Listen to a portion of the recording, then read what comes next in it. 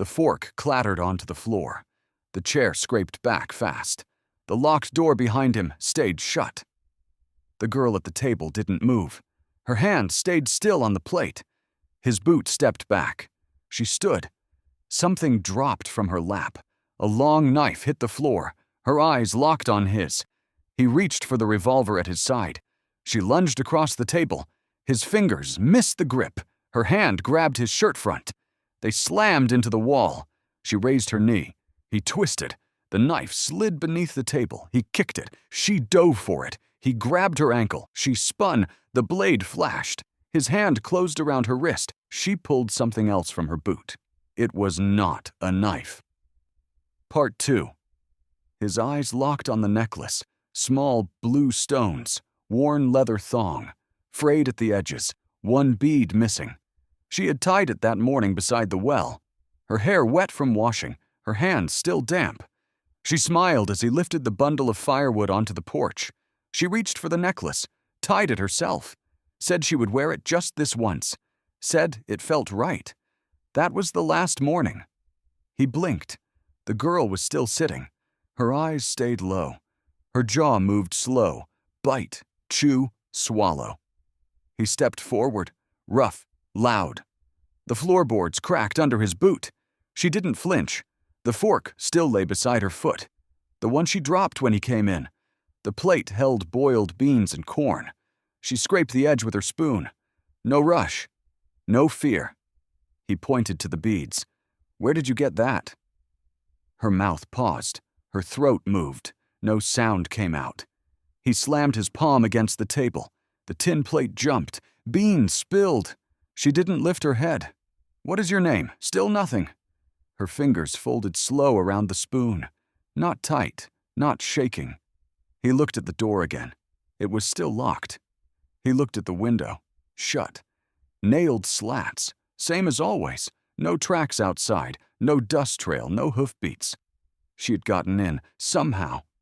He stepped back, boot scraping the floor. Her eyes rose. Just for a second. Not afraid.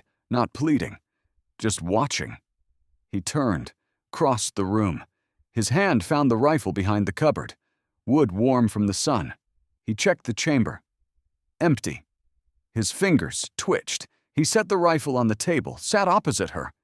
Her eyes met his again. He reached forward, slowly, touched the beads. She didn't stop him. The leather was cracked, the middle stone chipped. He remembered that chip. It came from a fall near the canyon bend. She had laughed, said it gave it character. His hand shook. She spoke. One word, a name, his name, no accent, no struggle. He pulled his hand back. The air between them thickened. The room held still. He said her name again. Quiet. The girl did not respond. She turned back to her food, ate another spoonful. He stood, backed away, rifle still in hand. She did not look again. He reached the door, turned the latch. It clicked, still locked. He looked once more. The girl, the wood necklace, the empty chair.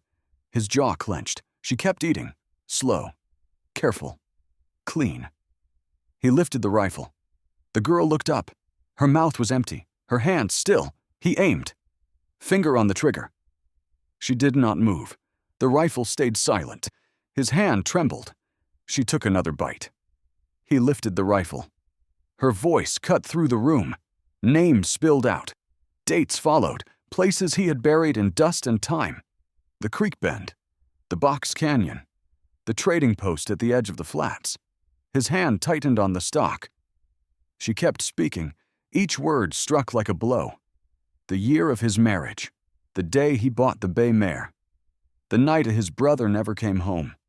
Too much, far too much. He squeezed the trigger. The hammer fell.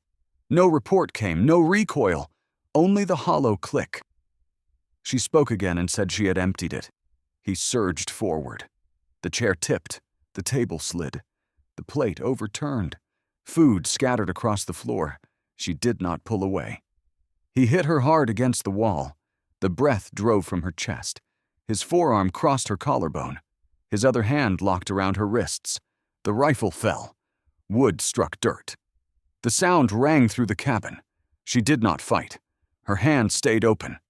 Her breathing came fast, but her eyes did not dart. They stayed on his face, dark and steady, waiting. His weight pressed her back. Heat built at the point of contact. Her ribs moved under his arm. He felt the rhythm, fast but controlled. He lifted his fist. He did not strike.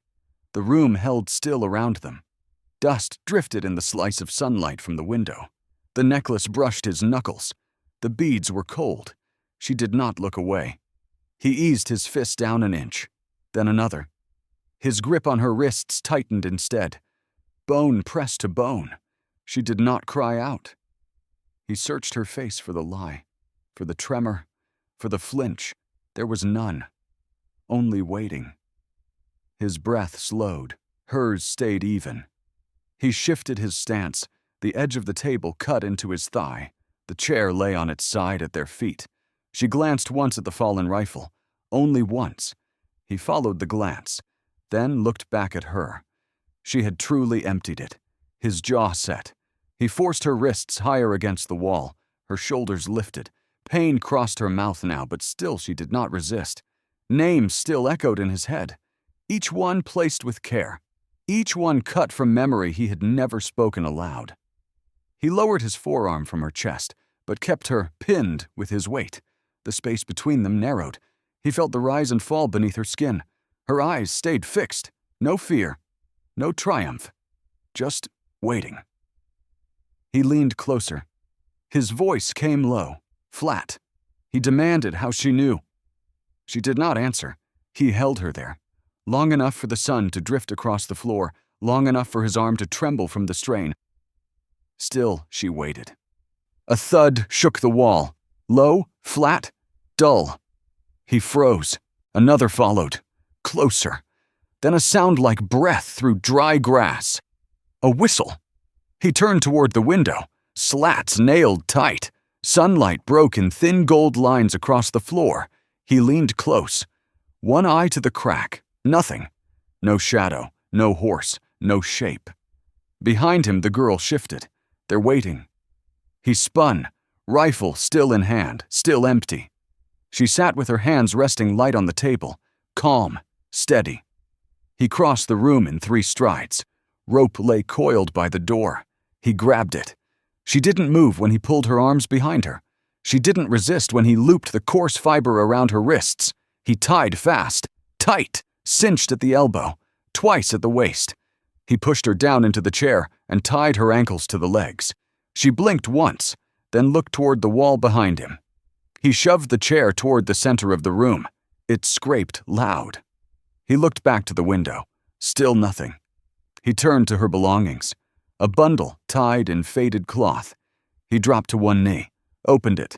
A small pouch of dried meat, a skin of water, flint, a carved bone comb, a folded scrap of oilcloth, wrapped tight. He peeled it open. Map, rough lines drawn in charcoal, landmarks sketched without precision, but he knew the shapes. The dry fork near the edge of his land, the steep bluff where hawks nested, the bend in the arroyo, his ranch marked with a black circle. Below the map, names, 5 of them. He ran his finger over the words, handwriting jagged, not Apache, someone else. One name crossed out. He read the others. One was his, the last one. He stood slowly. The rope creaked behind him, her breath steady. He looked at her again. She didn't speak. He stepped closer, held the map in front of her face. She didn't glance down. Her eyes stayed on his. He tapped the name that was his, hard. She didn't blink. He pointed at the crossed-out name. He spoke low, flat. One word. Who? She said nothing. Her wrists flexed slightly against the rope. He stepped back, threw the map onto the table. Another whistle outside, then quiet. He turned to the window again. No sound, no motion. His boots felt heavy now. Dust floated still in the shafts of sun. The girl closed her eyes. He watched her breathe. In, out. Slow. He checked the rifle again, still empty. He picked up the map, folded it once, slipped it into his vest. He looked down at her again. She opened her eyes. She said nothing, only waited. He rode out before the sun fell behind the ridge. The bay mare took the trail fast. Loose dust rose behind her, curling in the dry wind. The map sat tight inside his vest. The crossed-out name burned in his mind. The next one down drew him forward. His eyes stayed sharp over every ridge, every low valley. Rifle reloaded now. Ready. No sound but hooves and leather. He reached the next ranch by mid-afternoon. Smoke stains marked the doorframe. The roof sagged inward. One wall had collapsed. Inside the ash, something darker smudged the wood. He stepped off the horse. Dirt cracked under his boots. No animals, no sound. The well was dry. Rope cut. Bucket missing.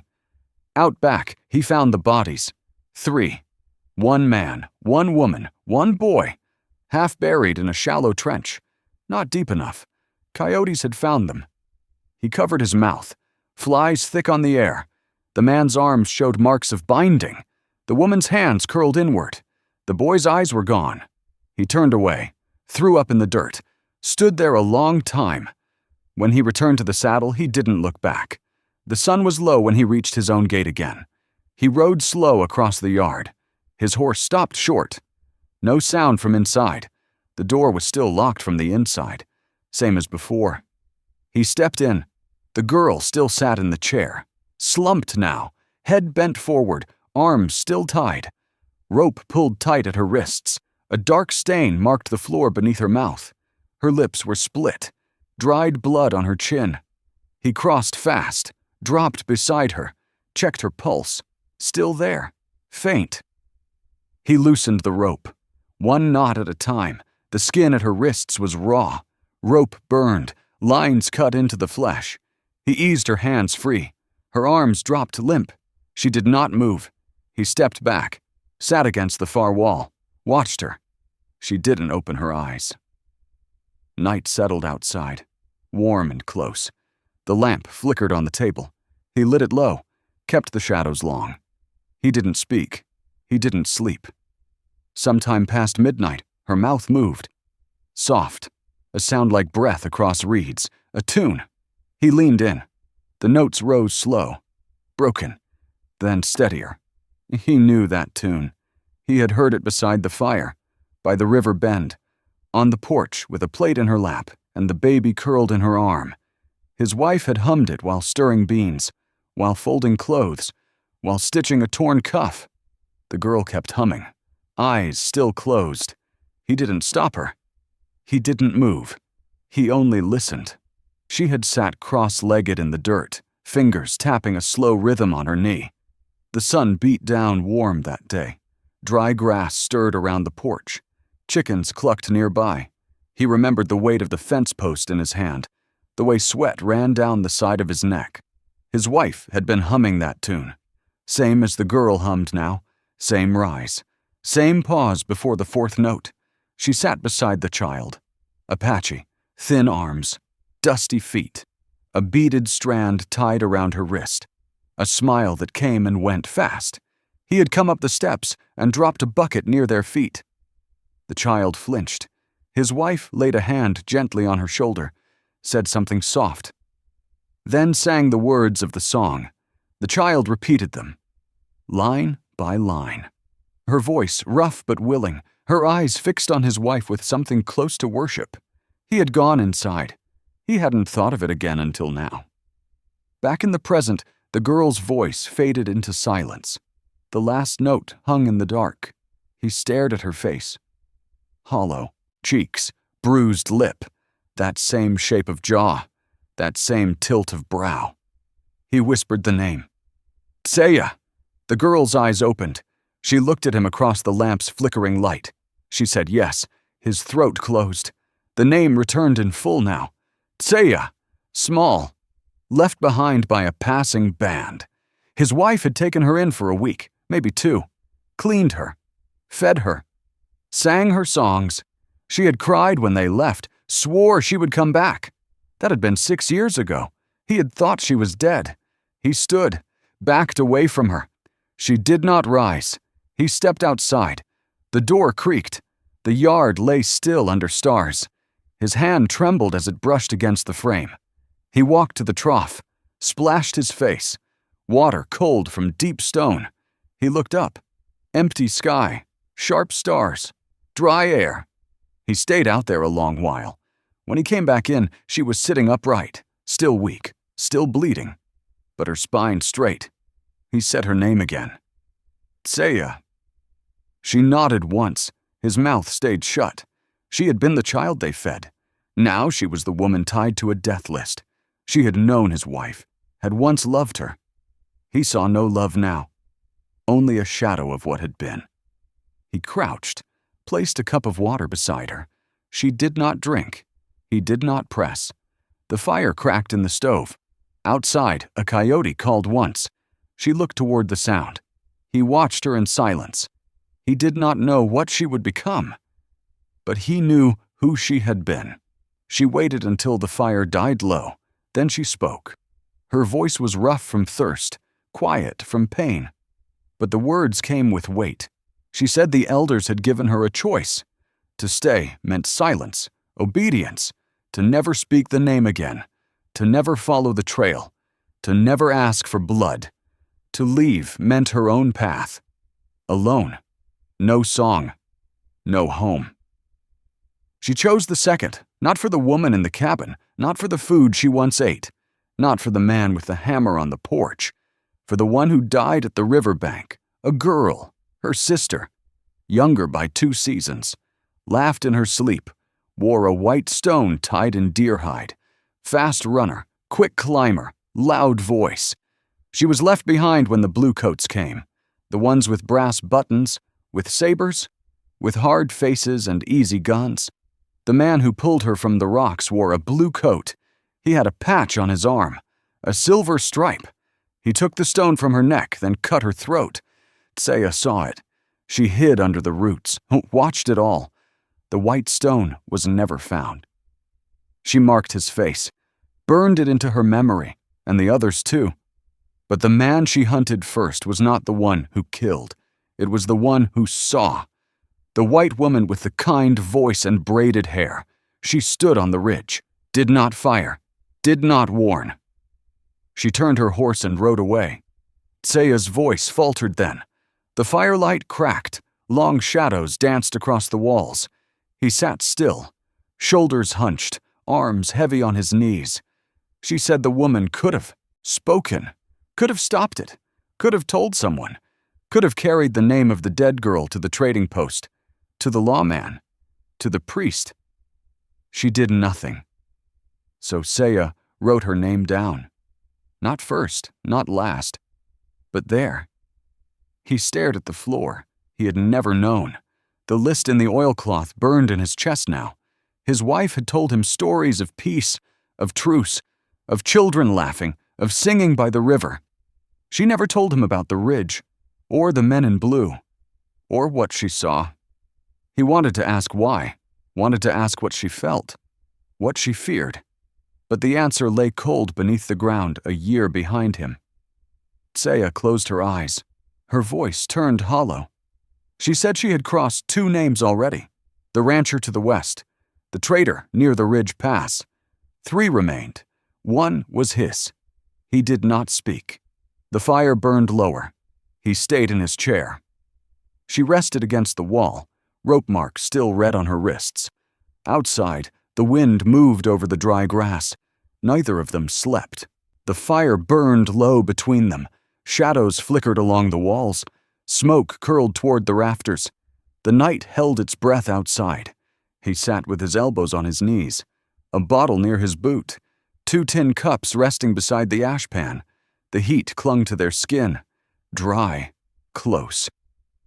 She leaned against the far wall, legs stretched out, hands loose in her lap, her back still stiff with pain, but her voice steady now.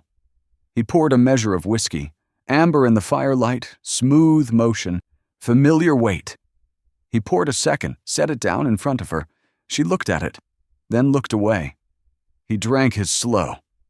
She did not touch hers. He watched her over the rim. The silence between them thickened. He asked her what would make her stop. She said nothing. The words hung. He waited. She looked into the flame. The light traced the scar along her cheek. Faint. Faded. Old. She said there was nothing. Then her voice changed. She asked him if he still had the coat. The one his brother wore. Blue. Brass buttons. Faded trim. Cavalry issue. His hand stopped halfway to his mouth. He set the cup down. Slow. He asked why. She said the man who took the white stone wore that coat. The stripe.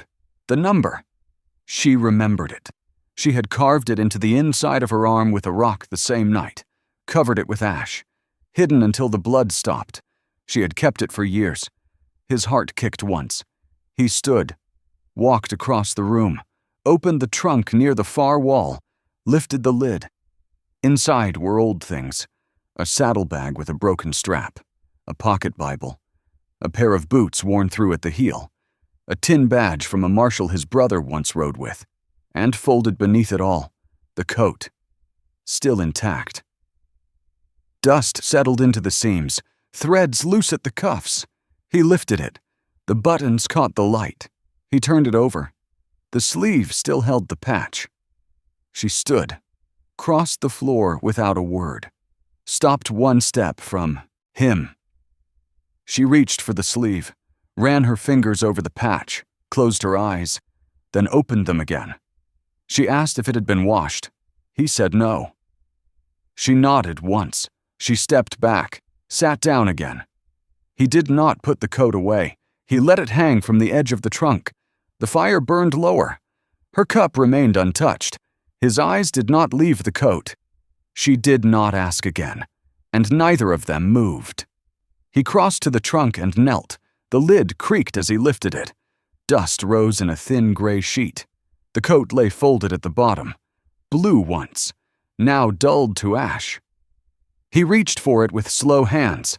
The fabric felt heavier than it should. He shook it once. Something struck wood inside the lining. He slid his fingers into the inner pocket. The object dropped into his palm. Small, smooth, cold. A stone wrapped in twisted cord, carved with a shallow sun mark. Apache work. He stared at it without moving. The girl stepped closer. Her breath caught sharp and loud. Her knees folded. She dropped to the dirt floor. A sound tore out of her, not quite a cry, not words, not anger, only something broken at the root. He watched the stone tremble in his hand. She lifted her face. Tears cut lines through the dust. She said the charm was her mother's. Her voice shook but did not fail. She said it had been tied at her neck since childhood. Protection. Memory. She said the man with the blue coat took it after the blade fell. He felt the room tilt under his feet. The weight of the years shifted all at once. His brother had been there. Not rumor, not guess. Proof lay in his palm. She pushed herself upright, wiped her face with the heel of her hand. The break inside her sealed into something hard. She said his blood was marked now, same as her own. The dead did not forget. The stone remembered. She turned toward the door. Her steps were unsteady, but her purpose was firm. She reached the latch. He moved before thought could stop him, crossed the room in 2 strides, set his body between her and the exit. She lifted her eyes to his. Heat ran between them like wire. She told him to move. He did not. The stone still lay in his open hand. He lowered it slowly to the table. The cord scraped soft against wood. She looked from his face to the stone. Her jaw tightened. Outside, the night insects rose in a distant, steady pulse. Inside, no sound moved at all. She stepped once closer to him. He did not step back. Their shadows merged on the wall behind them. The past pressed close as breath. Neither of them reached for the door. Neither of them reached for a weapon. The trunk stood open like a wound. The coat hung from its edge. The stone lay between them. The choice stood with it. Neither side had yet claimed it. The fire breathed low behind their backs. Still, neither moved. Now, he stepped away from the door, crossed the room slow, not toward her, toward the stove. kneeled beside the stone hearth, pulled aside the flat rock at the edge. Dust puffed up in a thin gray breath. He reached under the boards, wood scraped, fingers hooked into rope, lifted. A wrapped bundle came up, cloth tied with old leather. He set it on the table, unwrapped it. The rifle inside was clean, metal dark, walnut stock worn smooth, the mark of cavalry etched near the trigger. His brother's weapon. Carried into Apache land and never spoken of again. He looked at her across the firelight. She had not moved, eyes fixed, shoulders stiff. He slid the rifle toward her, said nothing at first, then told her she could do what she came to do. She did not answer. She stood, walked forward, took the rifle in both hands, held it light, held it like memory, then turned it, brought the barrel to his chest. Her hands shook, fingers slid to the trigger. His eyes stayed on hers. He did not flinch, did not step back. Her breath came fast, her lips parted once, then closed again. Her finger pulled, click. Nothing. She stood frozen. The sound of that empty strike filled the space like thunder. He let out a long breath, no fear in his face. Only the truth. He had known. She saw it now, saw what it meant. Her shoulders dropped. She lowered the rifle. Her hands opened. The weapon slipped from her grip. It struck the floor and bounced once, settled near the coat still hanging from the trunk. She stepped back, both arms limp at her sides. The room stretched wide between them. He stayed still, said nothing. The fire cracked behind him. She turned her face to the wall. Her chest moved with quiet effort. He watched her. Watched the way her shadow trembled across the boards, watched the hands that had once held a bowl in his yard now tremble, with blood remembered. Neither of them moved to pick up the rifle. Neither stepped forward. The moment passed like a blade set down slow. Not broken, not forgiven, only quiet. He turned from her, bent, lifted the rifle again, wrapped it in the same cloth, set it back beneath the floor, closed the stone, sat down in his chair. She did not look at him, but she did not leave. And outside the desert kept breathing in dry heat and long silence. The morning came without sound, no rooster, no footsteps, no clatter of tin, only the fire crackling low and the dry wind slipping through the cracks. He rose first, pulled the blue coat from the trunk, laid it flat across the table. She sat nearby, silent, shoulders squared, eyes fixed on nothing. He picked up the coat by the collar, carried it out the door. She followed. The yard lay quiet, dust soft underfoot. The fire pit still held coals from 2 nights ago.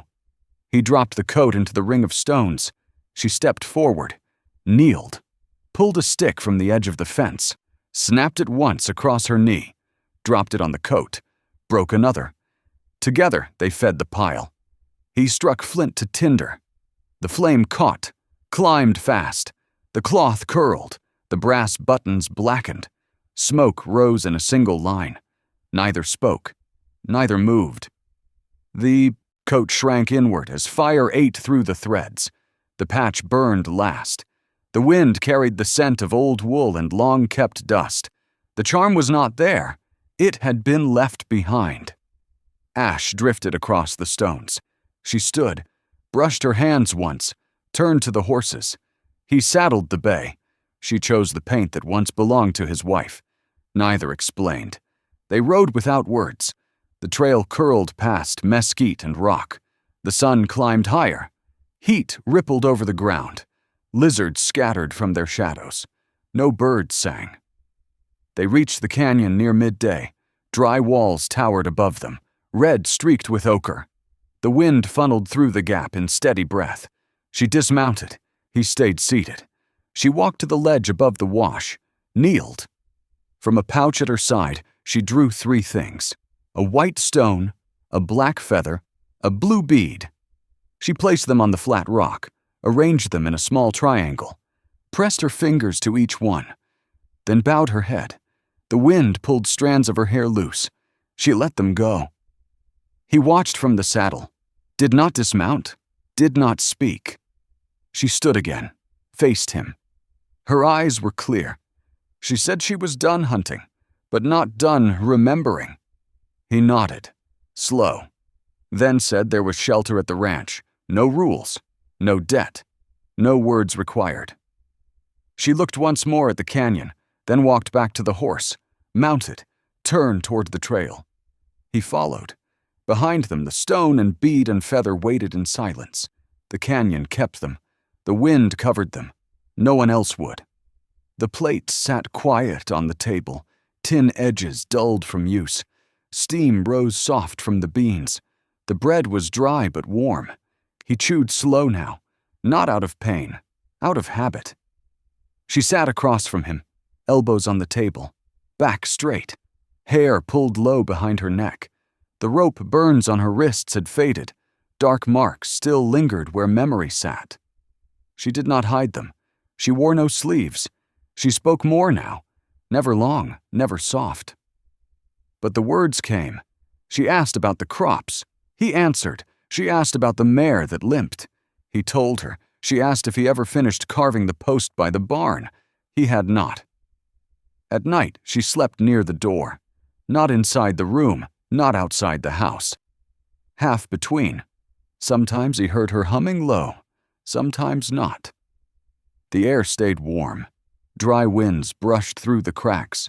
The desert had not changed, but the quiet inside the cabin had. One night, she stood without a word. The fire still burned in the corner. He sat with a plate in his hands. She walked to the table, opened her palm, set the necklace down. The beads caught the light. Blue stones, leather cord. One chip still on the center bead. She looked at it, then at him. No words.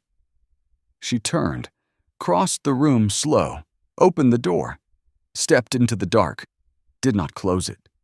He sat still, watched the necklace, watched the space where she had been. The wind moved across the floor, carried a little dust. With it, lifted the edge of the cloth on the table. He did not follow. The fire sank low. He rose, walked to the door, closed it soft. No lock, no bar. That night the cabin was silent. The next morning the sun came in sharp and gold, warmed the table, lit the necklace, but it was gone. He walked outside. No tracks, no horse missing, no sound beyond the dry sweep of wind. He went to the barn, fed the animals, carried water, came back in. By the door her rifle leaned still, upright, clean, ready, but untouched. He looked at it, then at the empty second chair, then sat down to eat. One plate, one chair, then two again. Later she returned, said nothing. He did not ask. She sat. He passed the bread. She took it. He passed the cup. She drank. The table held no weight, only what they gave it. Outside the desert watched. Inside the fire burned slow. Quiet held them both. Still. Still breathing. Still there. Thanks for watching. Subscribe, like, and comment on the Old Western Tales.